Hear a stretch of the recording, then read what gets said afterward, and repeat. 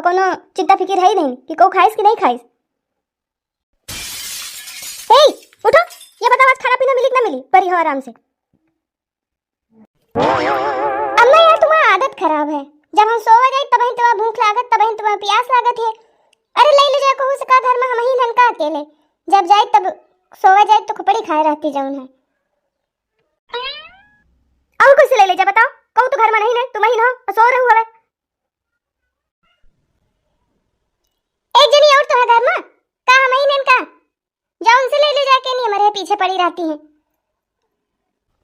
अरे तू जेठी पड़ी हो घर में, अरे बाहर का काम तू देखा, भीतर काम भी देखा है। बाहर तो देखे रहो कब का कैसे को खाइस पीस की नहीं, इतना न करियो तो का करियो ये घर में। हम न करवे अब भी करे कुछ दिन, इतने दिन से नहीं तो बना खवा रहे हैं ना करे को काम पहुड़ी रहा सब खाली।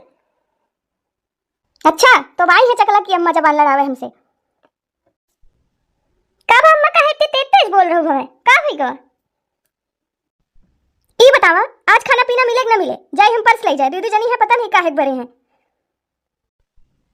गोबर पाथे के नया आवाज सुनन भगते हैं।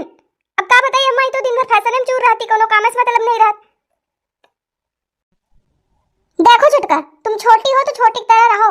हम अपने मायके से इतना लेके आए हैं कि तो फैशन तो करबे ना, जो उन्होंने कि हमें बाप के लगे रुपया रहा तो दी इतना, तो इका काहे दिक्कत होती है?